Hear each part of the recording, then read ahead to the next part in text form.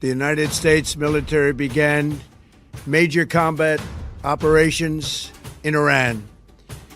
Our objective is to defend the American people by eliminating imminent threats from the Iranian regime.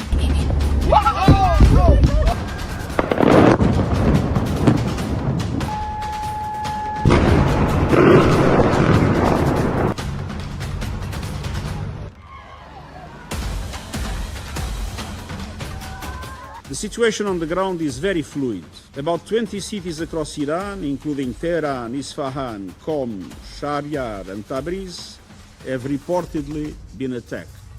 ملت بزرگ ایران و پیشقراول امت اسلامی حضرت امام خامنه ای با نوشیدن شهد گوارای شهادت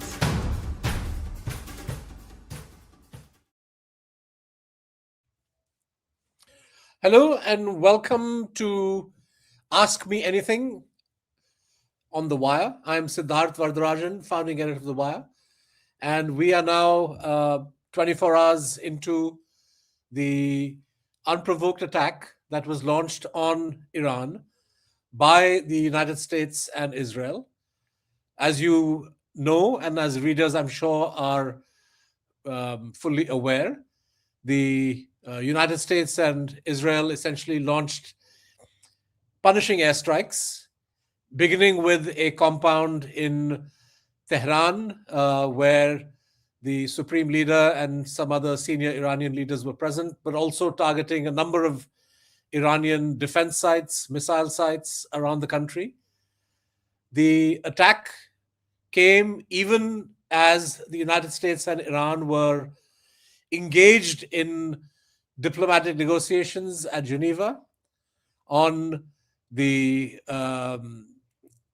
resolution of some of the outstanding points of difference between the US and Iran on Iran's nuclear program. As you know, Iran had, and the Oman foreign minister who was mediating has gone public with this, that there were points of agreement that had been reached and that the two sides had come the closest that he had seen so far, and that he was very confident that there would be a fully acceptable deal available within a couple of days. Even as this process was playing out, the United States, which had clearly been planning its military action against Iran for weeks, launched these airstrikes. And in his remarks to the American public that went out at 2:30 in the morning, US time, Donald Trump spoke about two things prompting this attack. One, he tried to present a case or make a case for Iran posing a threat and a danger to American lives. Of course, in doing so, he had to go all the way back to events from 10, 15 years ago, attacks that had taken place on the United States, on a US naval ship, USS Cole, on American allies in the region, to cite the fact that Iran was a threat, and then he made this claim that Iranian missiles could soon target the United States.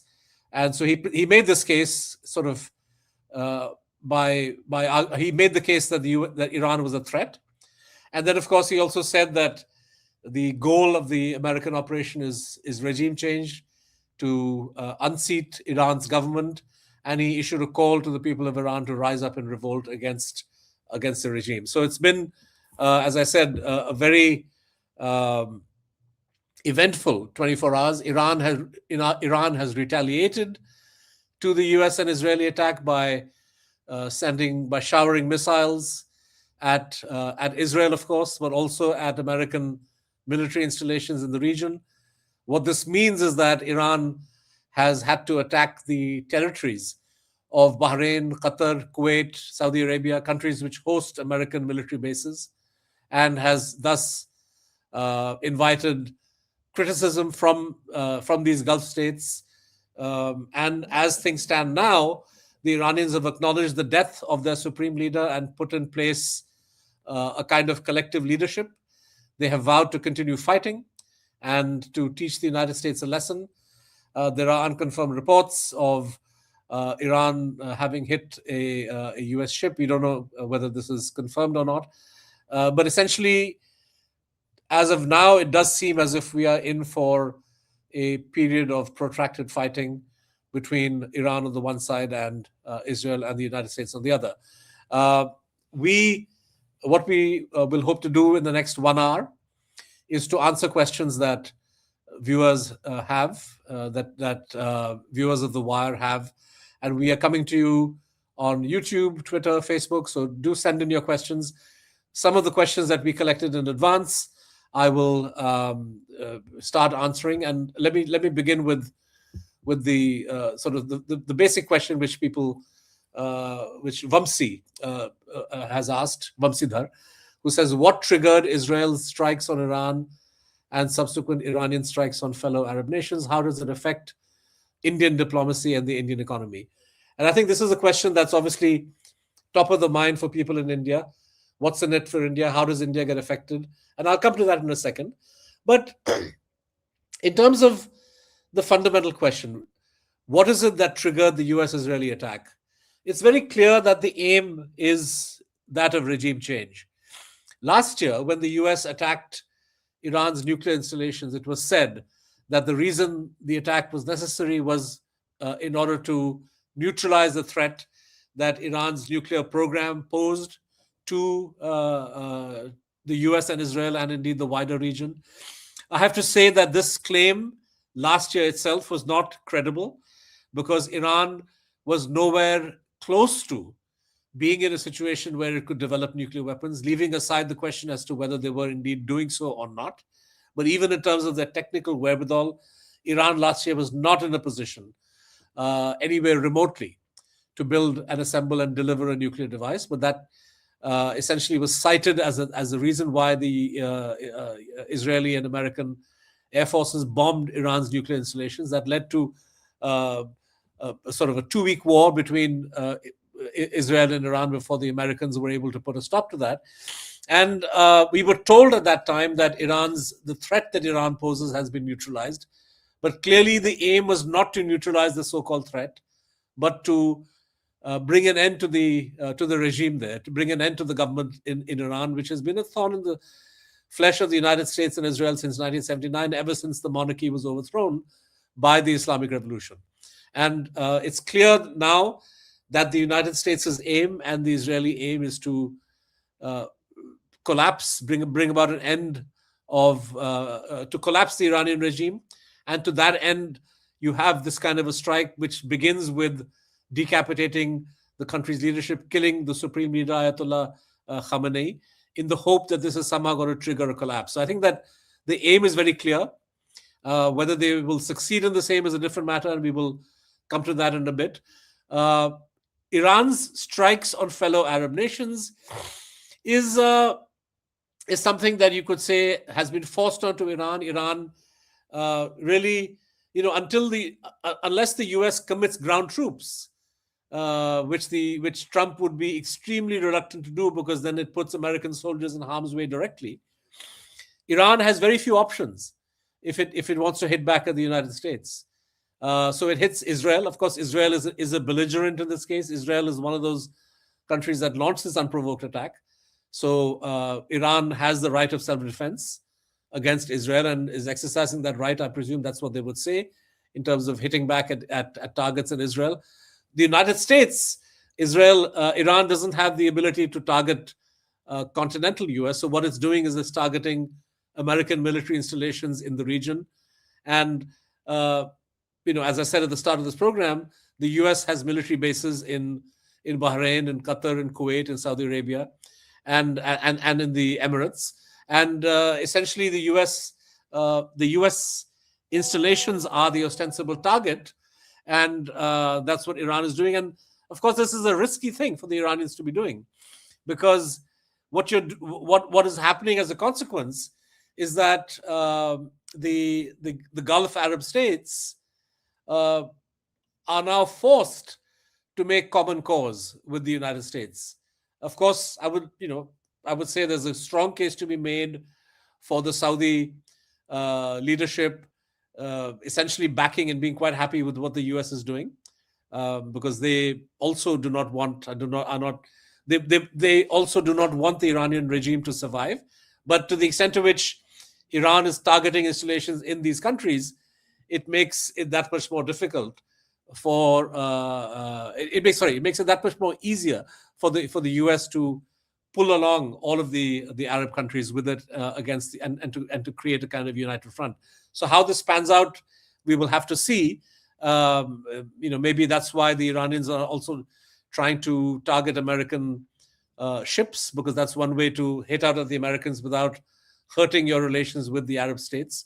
But this is the Iranians would say a strategy that has been forced onto them by the fact that Arab countries are hosting American military installations. How does this affect India? How does this affect Indian diplomacy and the Indian economy? Well, the Gulf region is home to millions of Indians who work there. Interestingly, Israel itself, in the last 3 or 4 years, has emerged as a kind of destination for Indian workers. In fact, in the last visit the recent visit that Narendra Modi made to Israel, one of the agreements signed was to send as many as 50,000 workers, Indian workers from India to Israel over the next 5 years. So you have Indian workers in Israel, you have Indian workers around the Gulf, apart from them being directly now in harm's way because the entire West Asian region has become a kind of war zone. Airspace is shut. So there is direct physical threat that Indian nationals in this region are facing as a consequence of this reckless American action and Israeli action. But the impact on the Indian economy is also going to be significant. There is the question of energy flows with the Iranians shutting down the Strait of Hormuz, from which something like 20 to 30% of the world's oil supplies pass. This is going to have a cascading effect on oil prices. This is, not good news for the Indian economy. So there is an energy component. There is the question of remittances, the question of the security and safety of Indian workers in the region. All of this basically means that this is a big challenge for India. And, India in the past has spoken out against the possibility of conflict, but has, I would say, been very guarded in what it said. There hasn't been any word of condemnation from the government of India, from the Modi government, for what the United States and Israel has done. Even though what they have, by bombing Iran and throwing this region into war, they have, placed millions of Indian lives, in harm's way. But the government of India has preferred to keep quiet, other than calling for restraint on all sides, which is really a meaningless thing. There is no condemnation at all of the violation of international law by the US and Israel in launching this unprovoked attack on Iran. Let me turn to the next question. What has Modi gained by going to Israel, and what has India gained by Modi's open support for Israel? And how will it affect our relations with Iran, whatever the outcome after the war? This is a question by Jansoch. I think that, there's a big question that people are asking as to why Modi chose this time to go to Israel. He was there on the 25th and 26th. And, frankly, his advisors should have known that an attack on Iran is imminent. The US was making belligerent noises. Of course, it was engaging in diplomacy, but any astute reader of the region, and the Modi government prides itself in having people who are well informed about the region and the world, they should have known that there's a very, very high risk of conflict. So for Prime Minister Modi to go to Israel at this time and to embrace Netanyahu, I'm not even getting into the moral question at this point of the genocidal war that Israel waged in Gaza, and the fact that 70,000 Palestinians were killed, and whether a Prime Minister of India should be seen embracing the leader of Israel, who is essentially an indicted war criminal. I'm not going in that direction right now. But for India to be seen in such close proximity to Netanyahu and Israel on the eve of this unprovoked attack by Israel against Iran, I think sends a very, very bad signal to the region. At one level, It suggests that the Indians are so clueless and so innocent that you didn't know what was going to happen and you send your prime minister to Israel at this time. Or it suggests a degree of complicity, the fact that India is quite okay with what Israel has done. Neither of these two things is very good for India's reputation. So the question of why Modi sought to go there at this time, well, I think Netanyahu asked him to come. So the question is, why did Netanyahu ask him to come at this time? When Netanyahu knew, there was a story in today's Haaretz that the date for the attack on Iran had been set a few weeks in advance. So Netanyahu knew, even as he was hosting Narendra Modi, that Israel and the US are about to attack Tehran, about to attack Iran. And he invited Modi to visit him precisely at this time, maybe in order to send a signal to the region that an important country like India is with Israel at this time. I don't know the reason that Netanyahu wanted to do this, but for Modi to go there, my surmise is that he probably thought that appearing on the same stage and in such close proximity to and showing this degree of warmth to the Netanyahu and Israel at this time would help him personally repair his relations with Donald Trump. This last 8 months, 9 months, from Narendra Modi's point of view, has been very difficult because his good friend Donald, the US president whom Mr. Modi had placed such high hopes in, but who turned around and essentially punished India, hit India with punitive tariffs. Modi is desperate to get back into the good books of Modi and of Trump, and it's possible that he had assumed that going to Israel at this time and embracing Netanyahu in this demonstrative way, going and making a very craven speech in the Knesset, would somehow endear Narendra Modi to Donald Trump. I think that is a reasonable surmise as to why he went right now. Another question has come in. Given that China and Arab nations hold ties with America, Israel, why do you hold India to a higher standard when India is even more economically dependent? What does India gain from standing out? Okay, that's a great question. So let me reformulate what this person has asked. The user is Killa_3, and what Killa is asking is that, look, the Arab countries seem quite happy to go along with the United States, and even China is not doing much. So why should India stick its neck out? Well, I think, first of all, I think people in India have the right to hold their government to a higher standard than the Arab countries. But I think more importantly, we're not talking purely about a normative or a moral position here. I'm not saying that India and Narendra Modi should take a clear stand on what Israel and the US have done out of some sense of morality. Morality has its, has an important place, and I think that there is a need for morality in foreign policy. But the question we need to ask ourselves is, what Israel and US have done right now,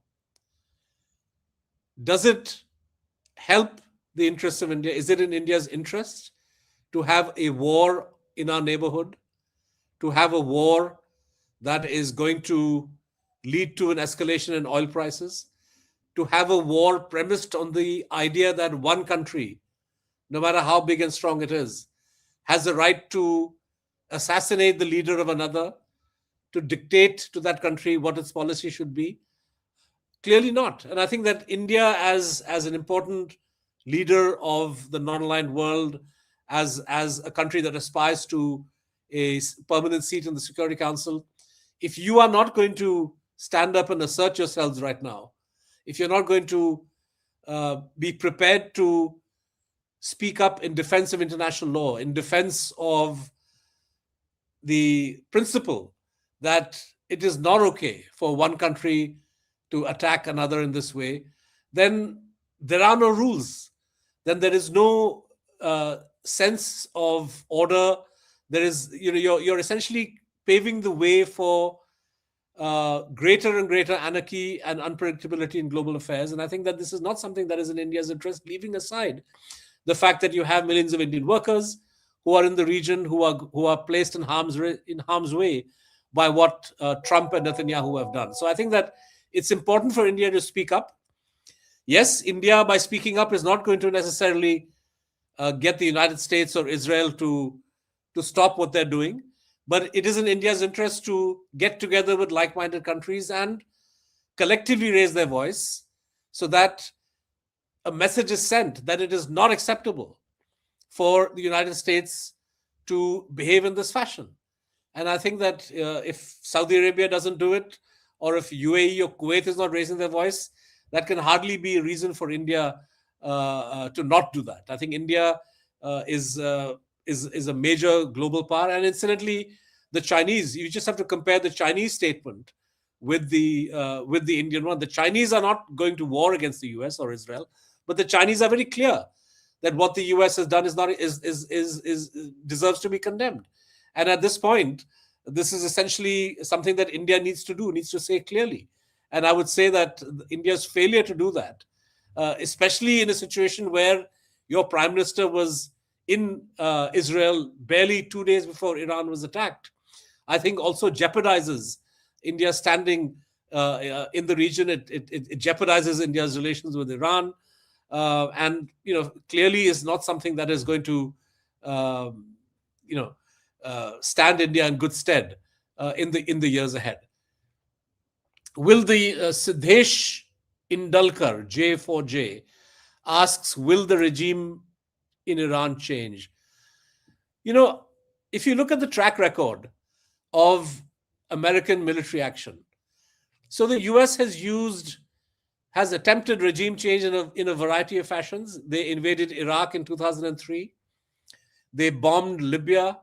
They kidnapped President Maduro in Venezuela more recently.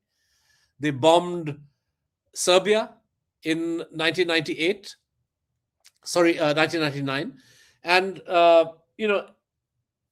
it is only in Iraq where the United States committed ground troops, and when they launched a full-scale invasion in 2003, that they were able to physically eliminate the Iraqi government, the Iraqi state, and then try to create something new in its place.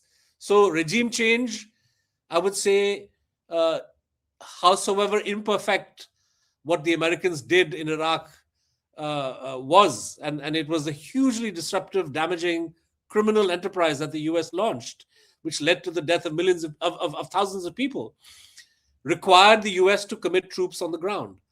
Donald Trump he fought the last election claiming to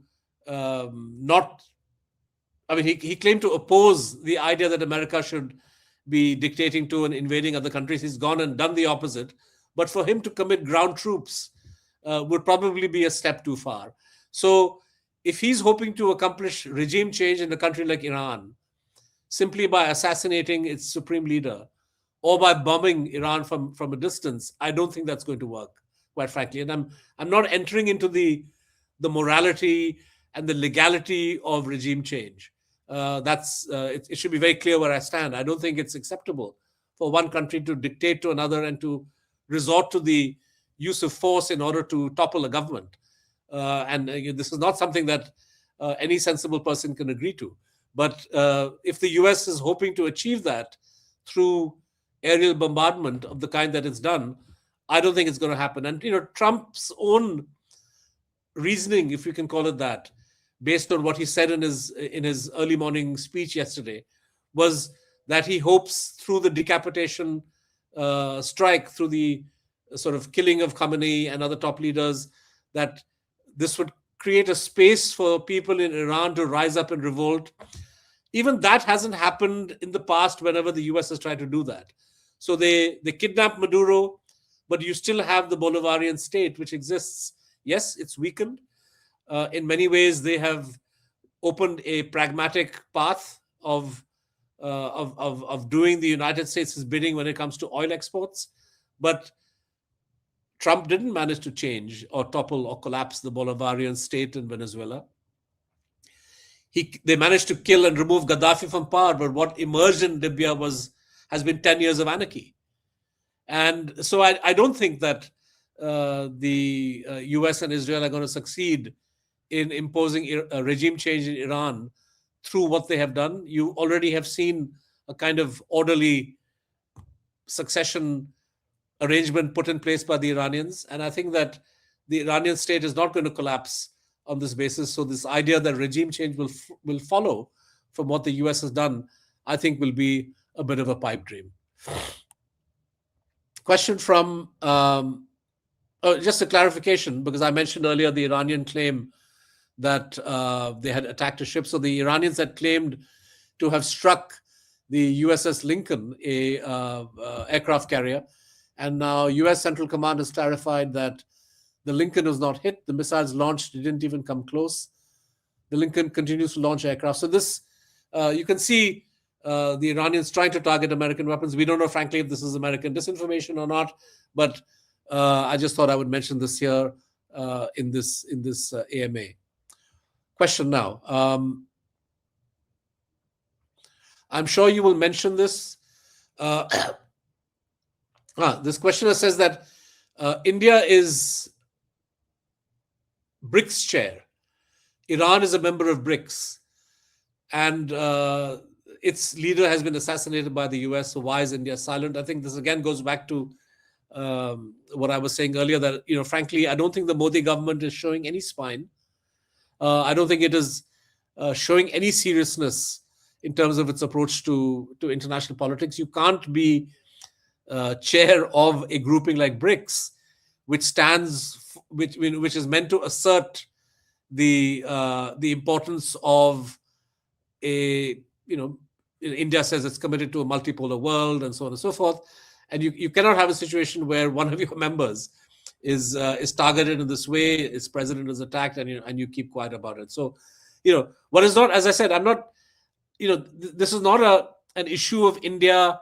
No one expects India to mount the barricades, to tell Iran that we will join hands with you to fight the US. That's not the issue here. But, the assassination of a president in this fashion through an unprovoked military attack is something that India needs to condemn. And India's silence on this, India's failure to talk about this, I think, is just one more illustration of the, I would say, cowardice, for want of a better term, that governs in the upper echelons of the Indian government. Mr. Modi, Jaishankar, none of these gentlemen is in the least willing to say or do something that's going to upset Israel or the United States. And that's regrettably the truth of the matter. Question from Star DS4SD. Will the group fraction in the Iranian military and clergy come to play spontaneously or by influence of USA? Okay, so this question is essentially asking about the possibility of factional infighting in the Iranian military and in the Iranian leadership and clergy. My sense as a distant observer is that you, of course, have factions. We know, for example, that Iranian presidential elections have always been, you see the jockeying for power of factions at that time. Whenever elections are held, Iran is an interesting country that way, because it's, you had the supreme leader, but you also had a fair amount of contestation and jockeying for power among different factions. So they do exist. But my sense is that in the face of the United States and Israel's attack, where the question of regime change has been put right up front, when there is clearly then an existential challenge to the survival of the Iranian state as it exists today, my sense is that whatever factionalism which does exist, I don't think that factionalism is something which is going to come to the fore, essentially somehow lead to the capitulation of the Iranian government at this stage. Question from a user casual365, why is Mr. Modi unable to defend the interests of India, like importing Russian oil, trade deal with America? So that's, this is the question that's been bothering a lot of us. Mr. Modi, on the one hand, says that for the first time, the world respects India because it has a leader of his kind. But then you have the United States pushing India around. The United States told India that if you want a trade deal with us, then you have to stop buying oil from Russia. And the Modi government agreed to that. So, this is an example, an illustration of the fact that Mr. Modi's words and deeds simply don't match. And the trade deal that was essentially, India was arm twisted into agreeing. The deal that was announced last month, first by Trump and then by Modi.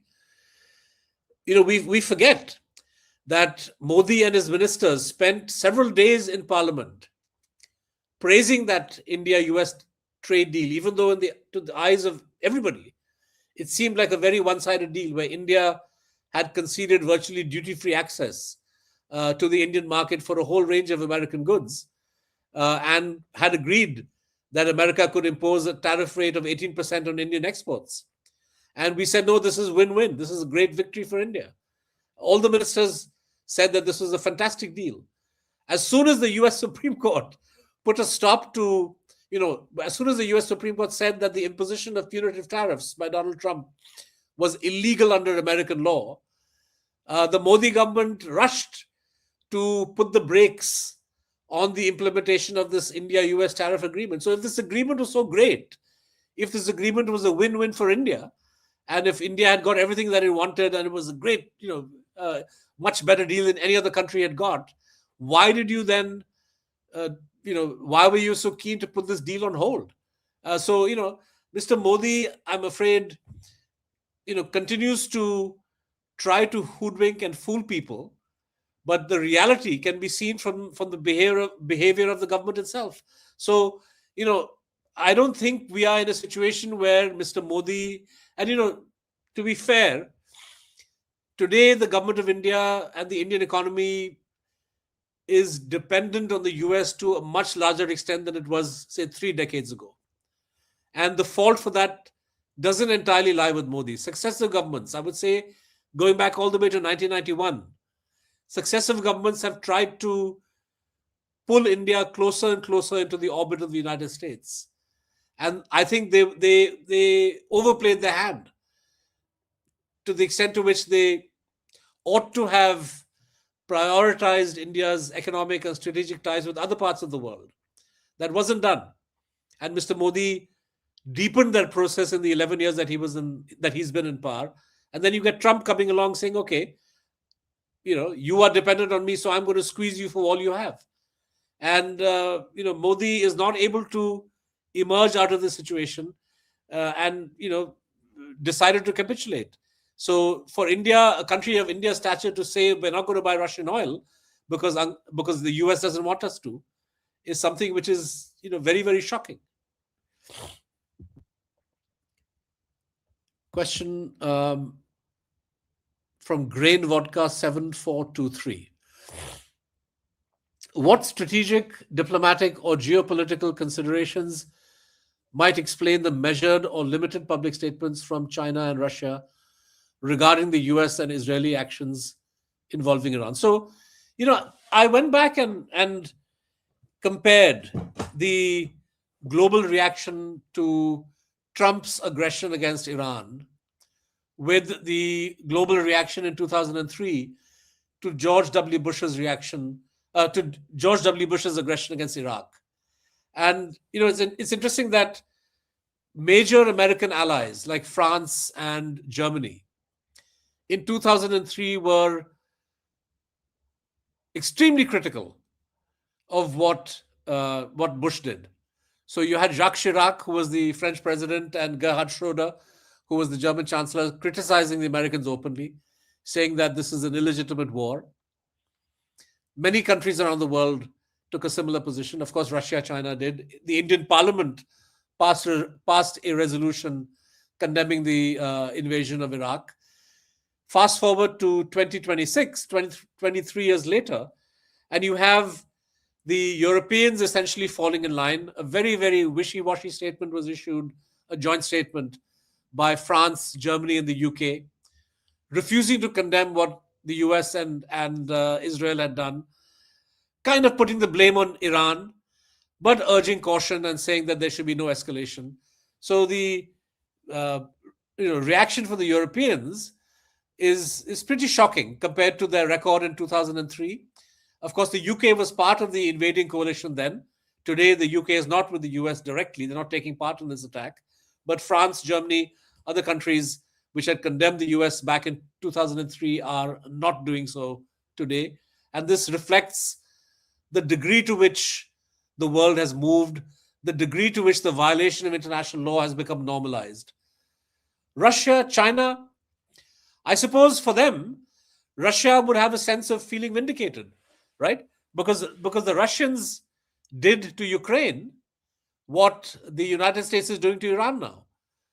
The Russians told the Ukrainian, essentially, if you look at when the so-called special military operation was launched by President Putin, there was a maximalist, even though they said that this is about dealing with the Russian ethnic regions of eastern Ukraine, but you had a full attack on Kiev, and there was a sense in which they were looking to topple the government of Zelensky.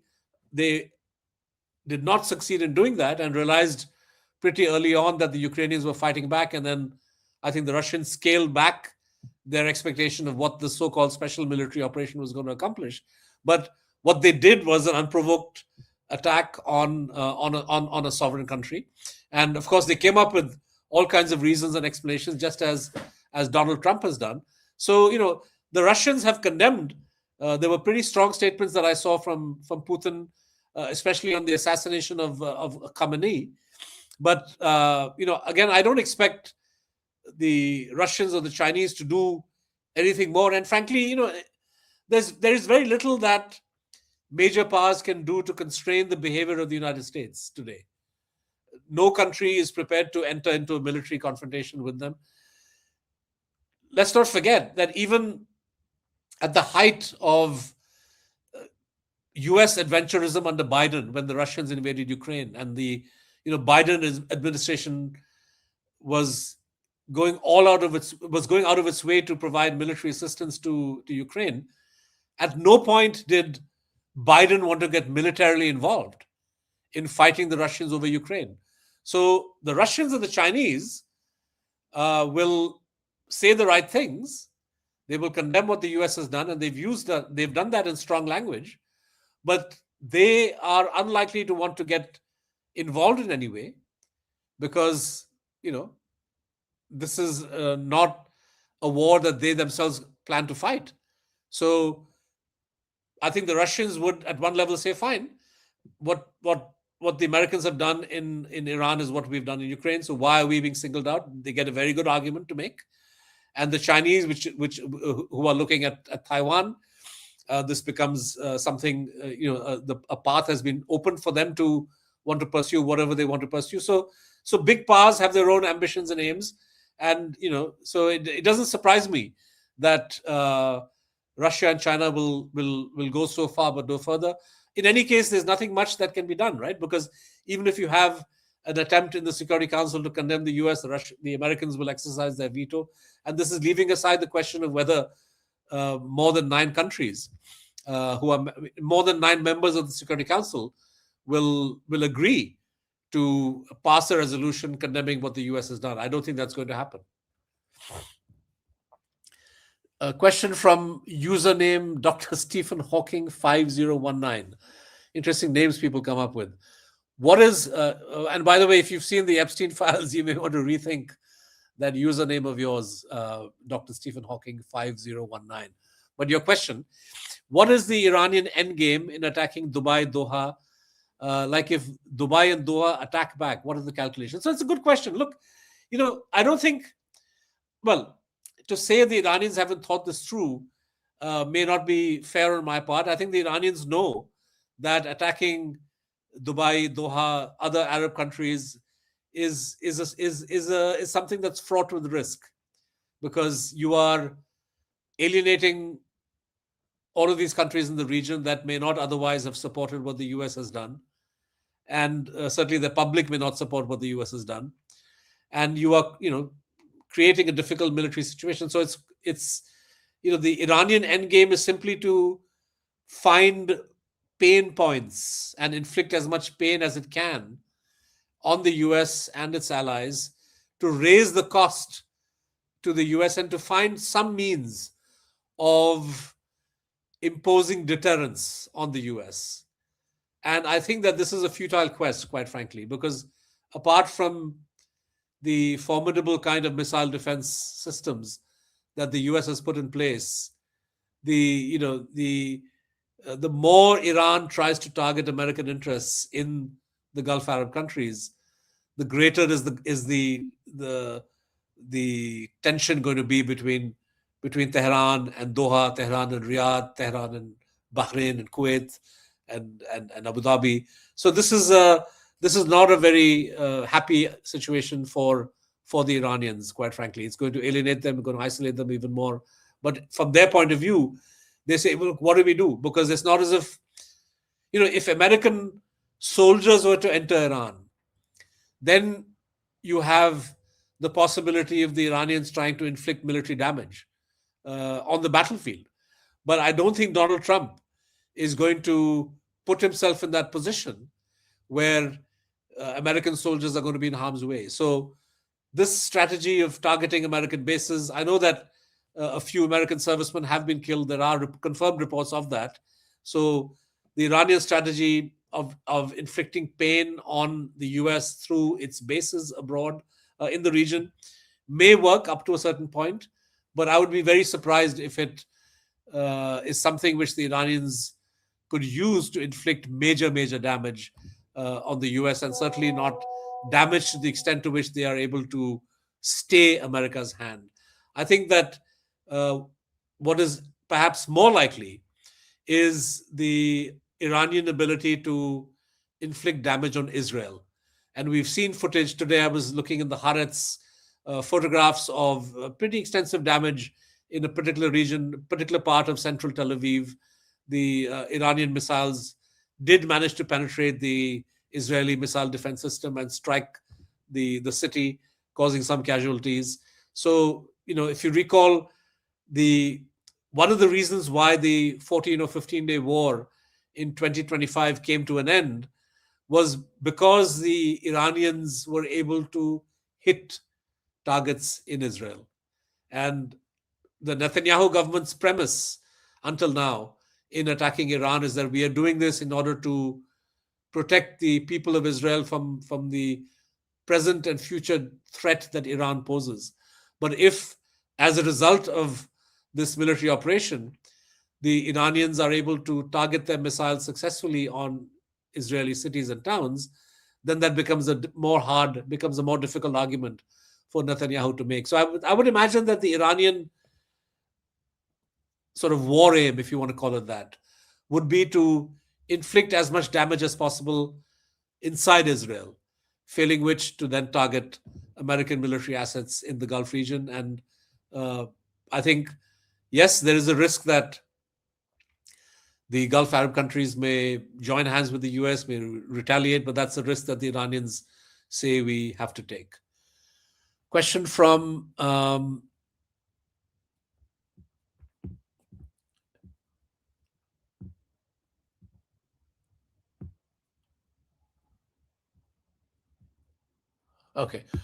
question from Ravi06197.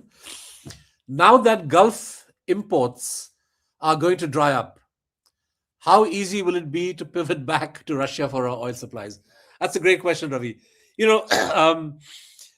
Modi is going to find himself between a rock and a hard place, right? Because on the one hand, you've committed to not buying Russian oil. You've committed to the US. You told Donald Trump, and you've given him guarantees. And the Americans have repeated the fact that you've made these guarantees to them, even if the government of India has tied itself in knots trying to explain why a proud country like India has surrendered the power to make decisions over oil imports to Washington. So you made that assurance. And now it's going to be more and more difficult for you to get oil from this region. So maybe this allows India some wiggle room to go back to buying Russian oil. I don't know. It remains to be seen how long this conflict drags on. I think some of these questions will become clearer in the next week to 10 days. But I think that, certainly to the extent to which India should never have agreed to this American demand, the fact that the US has launched a destabilizing attack on Iran and compromised the security of oil flows in the region, India is well within its rights to tear up that assurance that Modi gave Trump and say that we are going to go back to buying oil from wherever we find it. And if that's Russian oil, then so be it.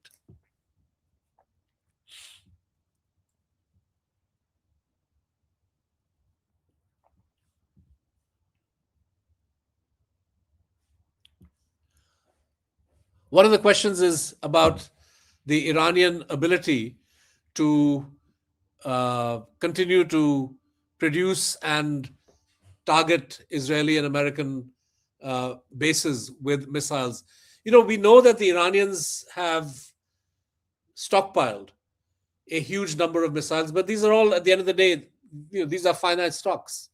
And we know from the kind of targeting that the United States and Israel did on the first day that they would have tried to ensure that Iran is not in a position to continue making long-range missiles and drones. I don't know the extent to which the US and Israel have succeeded. I would imagine that Iran would have facilities and would have prepared for the day and prepared for the eventuality that you would have this kind of a punishing strike. Certainly, if they hadn't done so until last year after Fordo and Natanz were attacked, which were important Iranian nuclear installations, the urgency of trying to have locations where you could store your weapons, manufacture them, is something that the Iranian regime would have understood the importance of. Of course, we know from the ease with which the US and Israel have targeted the Iranian leadership that the Iranian system is pretty porous. Their ability to keep secrets, their ability to prevent US and Israeli intelligence from finding out things may not be all that great. So I think that this is a valid question, that the longer this war drags out, the harder it may be for Iran to create or to have new stocks of missiles and drones with which to hit. And maybe that's one of the calculations that the US and Israel have. But, at the end of the day, unless the US commits ground troops, the strategy of aerial bombardment may make it difficult for Iran to strike back at Israeli targets and American targets, but that doesn't necessarily mean that the Iranian government will collapse. So this idea of trying to impose a new regime on Iran through this method is something which I think the US is bound to be questioning the wisdom of as the days and weeks progress. Question from Ganesh Kumar. We do not have anything against Islamic countries, including Iran, but history shows none of the Islamic countries have stood by us in any of our cause. I don't think that's correct. I think that India has, when India and Pakistan have fought, so Pakistan is a member of OIC, and the OIC would have passed resolutions that, officially endorse the Pakistani position. But Iran in the past has supported India. And there were times when, in fact, Indian delegations have appreciated this. So I think that India has strong relations with many so-called Islamic countries. It's not a straightforward issue here. But I think here the question is not so much one of a neat and narrow quid pro quo. India has developed strong economic and strategic ties with Iran over the years. Successive governments, and I'm not talking, so Modi, Manmohan Singh, before that Vajpayee, before that Narasimha Rao, paid attention to the fact that Iran was a valuable partner of India in the region. India was building a port in Chabahar so that you could have an easier transit route, of course, through Afghanistan initially, but also to the Central Asian republics and then further up into Russia. So there's a lot that India has invested in its relationship with Iran.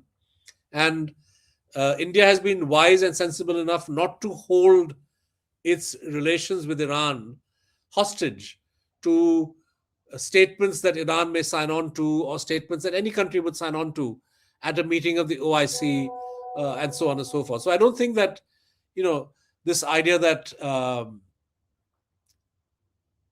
countries haven't stood by India. I mean, if you go back to as recently as Operation Sindoor, hardly any country around the world made statements. I mean, everybody supported India when terrorists killed innocent civilians at Pahalgam. And, countries around the world condemned, but other countries were not convinced by the logic of Operation Sindoor. They wanted to see more evidence of a direct Pakistani involvement. So countries were not convinced by the idea that you could have a military solution to the problem of what happened in Pahalgam. So this is something which India then responded to after Sindoor by sending delegations to try to convince countries. Even that, I'm not sure this was very successful. So in general, I think that to look at this in a purely that Islamic countries, many countries did not support India during Sindoor. And, to say that India should thus support what Israel has done in Iran, or what the US has done in Iran, is something which I think simply doesn't add up. Let me see if there's any other questions here. Am I missing anything? Okay, so there's a question. But these questions are more about. Let me stick to questions on Iran. Anusuya 27 asks, do the strikes on Iran support nuclear proliferation rather than disarmament? Look, the Iranians always said that they were not developing nuclear weapons, and but they, I would say as a somebody who analyzes what they were doing, clearly the Iranians wanted to retain the technological capability to go nuclear should the situation ever arise. And I think what Donald Trump has done is he has made the argument, if anybody was holding out in Iran on the question of whether Iran should build nuclear weapons or not, what Trump has done is going to push them in that direction. Don't forget, if you look at three countries in the last 20 years that were accused of developing nuclear weapons or had nuclear weapons: Libya, Iraq, North Korea. Iraq did not have nuclear weapons. The US invaded, destroyed the government, destroyed the country. And Libya did not have nuclear weapons. The US bombed Libya, killed its leader, destroyed the country. North Korea has nuclear weapons, and the United States has not succeeded in destabilizing or toppling the government. In fact, Donald Trump, when he was president the first time, actually held a summit meeting with the Kim Jong-un. So, frankly, if you are a country looking for security and some kind of insurance against external aggression, it's hard to not see merit in the argument that nuclear weapons provide you security. So, in answer to the question that Anusuya asks, I think the strikes on Iran will encourage nuclear proliferation rather than disarmament. Question for Bandhu 241. How can Iran realistically survive with a decimated leadership structure, a collapsing currency, expanding sanctions, and growing internal unrest? Look, the world is full of countries with governments that are unpopular, governments that are running economies that are teetering on collapse, and they continue to survive. So the Iranian state has very, very deep roots. They have ruled that country for 47 years. The current Islamic Republic, the regime has very deep roots in that country, and is they have weathered the Iran-Iraq war first, sanctions, all kinds of problems, and despite being deeply unpopular, despite being beset with huge public demonstrations and so on, the regime has managed to survive. And I think that it's quite possible, in fact, rather likely, that this is a crisis which they will also, overcome, unless there's a massive escalation in the military offensive, and you then have a situation where the state structure itself begins to collapse. And I think that's something which Trump is counting on, hoping that then public demonstrations and reactions will take over. This is a dynamic that the US is going to try to push. My hunch is that this is not an aim that the US can accomplish simply through aerial bombardment.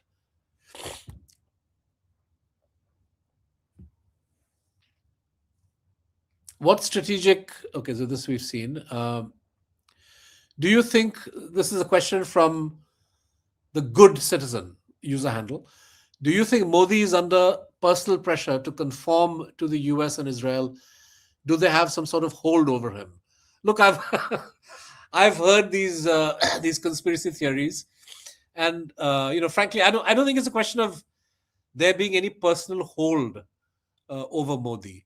I think that Modi has a certain worldview and a certain understanding of how the world functions, and he places great importance in his own leadership, his own infallibility, his own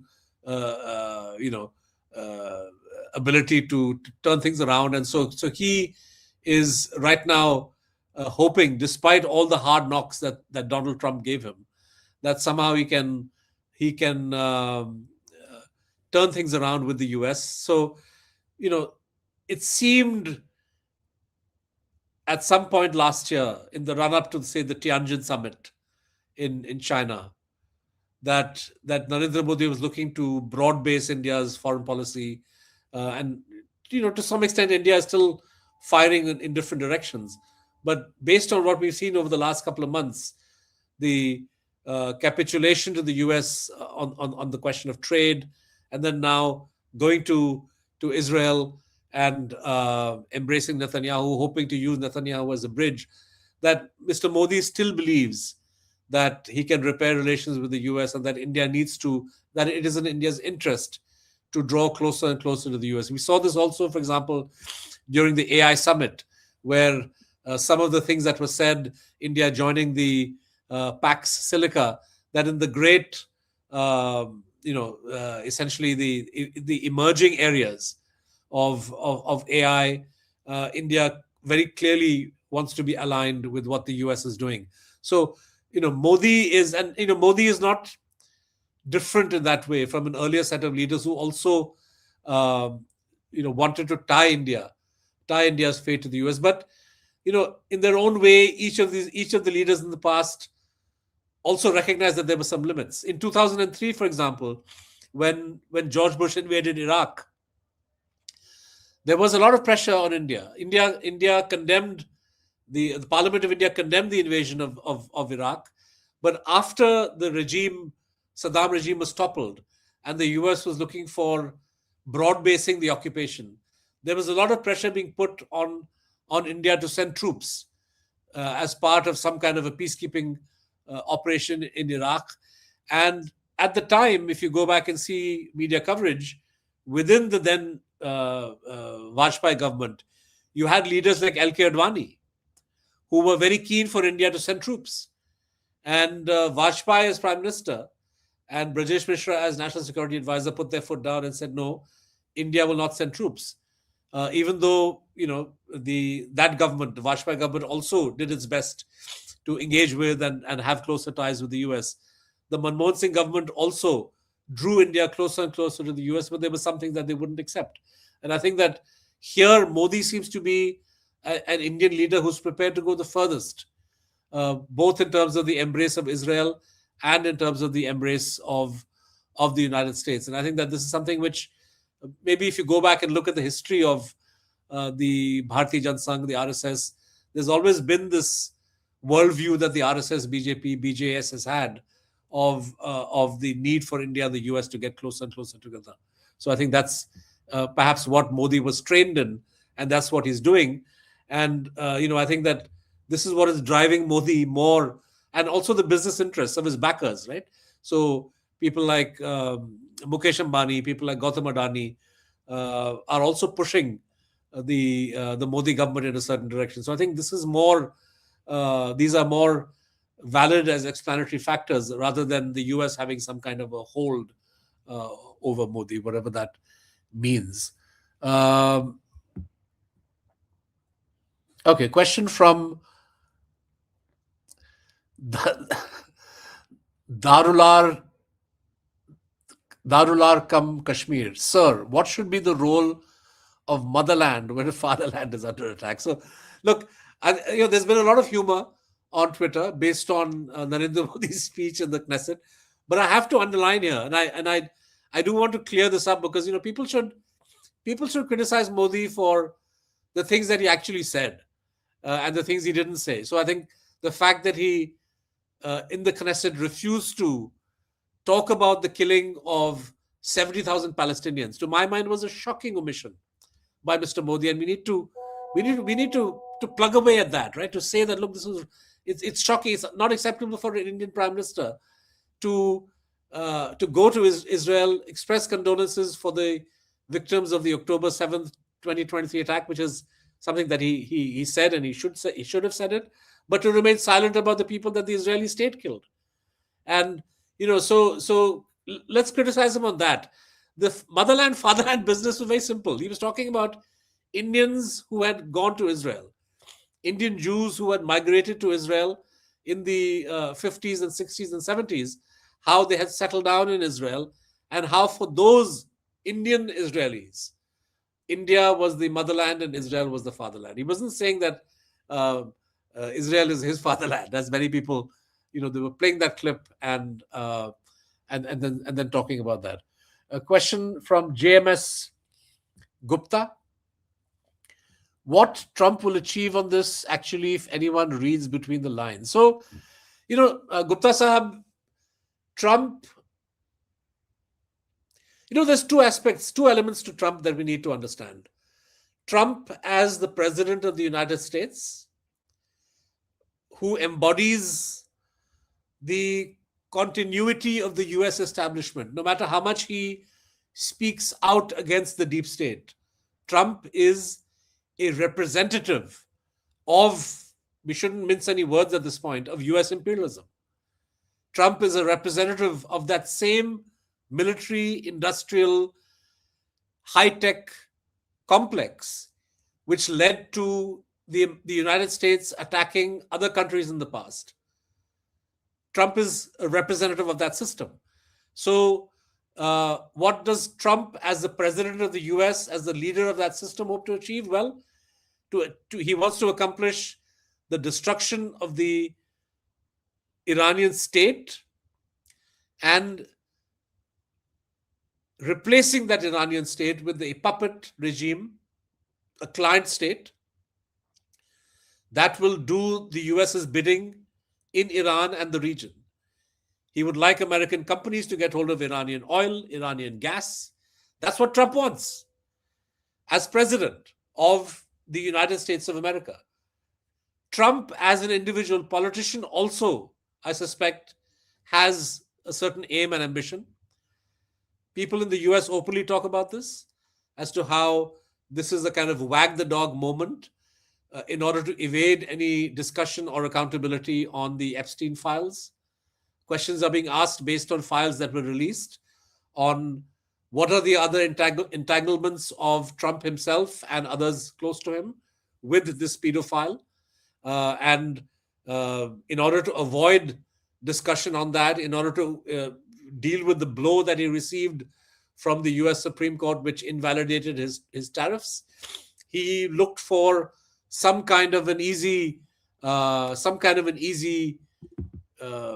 way out, and the bombing of Iran is perhaps a product of that, right? So Trump, there's a personal agenda which is to shift focus away from his failures, and then there is a systemic agenda, which, as I said, is to promote the interests of American business. Don't forget that barely a month ago, the Foreign Secretary of the US, Marco Rubio, made this crazy speech in Munich, where he pretty much talked about the need for the US to rebuild the Western Empire, right? So we're talking of people who are colonialist, imperialist in their outlook, who want to dominate other countries, who want to dominate their resources, who want to ensure that their rivals do not benefit from trade and commerce with other countries.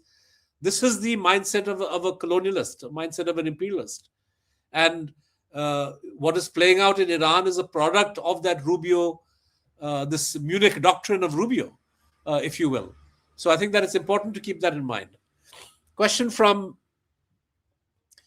Purnima Bharadwaj: how should countries protect their sovereignty and the right to choose their own leadership? What's the defense against such bullies who cannot look beyond their self-interest? Look, this is frankly, this is, you ask a very pertinent question, and it's not easy to answer this, because we now seem to be living in a world where might makes right, where the US is acting in a completely unconstrained fashion. You have the President of the United States who actually kidnapped the President of Venezuela and brought him to New York. You have a President of the United States who has now assassinated the President or the Supreme Leader of Iran. He talks about annexing Greenland, which is a part of Denmark. He talks about Canada becoming part of the US. So you have a leader who is arguably the most aggressive American president that we've seen in decades. And how does the world respond? The only way to constrain a leader of this kind is for countries around the world to come together to say that we are going to oppose you. We're not going to allow this to happen. We will come together to prevent this from happening. And so you saw at Davos, for example, about 6 or 7 weeks ago, the Prime Minister of Canada, Mark Carney, make a speech talking about the end of the so-called rule-based system, which was never rule-based anyway, and the importance of middle powers coming together. But look at how Carney has capitulated in the face of what Trump did in Iran. So you have the most god-awful statement issued by Mark Carney. So how does Carney expect the world to rally to the defense of Canada when Trump talks of how Canada should be part of the US, if you are not going to oppose what the US has done to Iran? The Europeans were upset when J.D. Vance and Trump were talking aggressively about Greenland. But, and you would have expected the Europeans to say, look, we are going to take a stand against this kind of, this kind of policy of threatening other countries with forcible takeover and so on.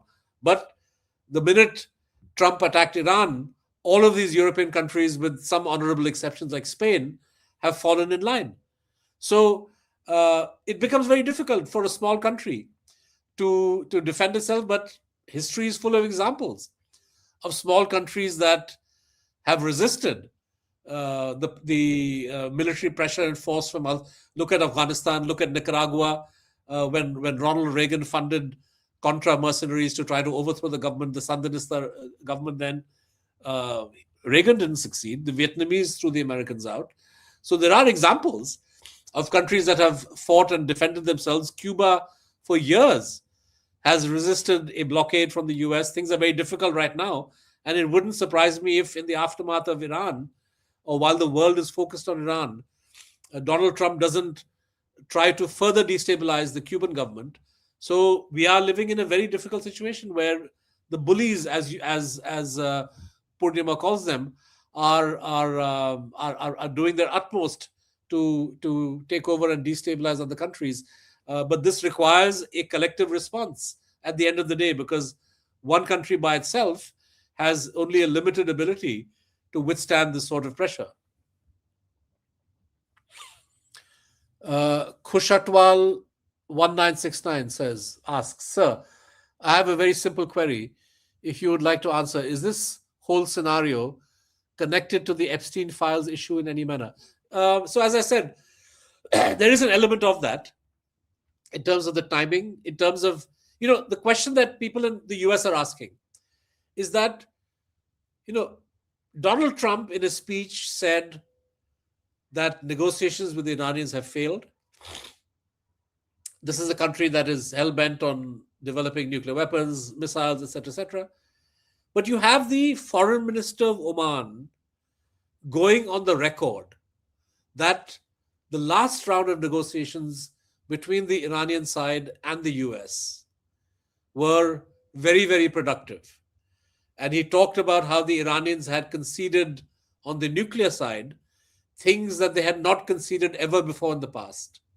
So there was certainly a ray of hope that the US and Iran, if they persisted with their negotiations, could have come to a conclusion. But if you are hell-bent on regime change, the last thing you want is to destabilize. And I think so. The question is that the last thing you want is a peaceful resolution of your differences.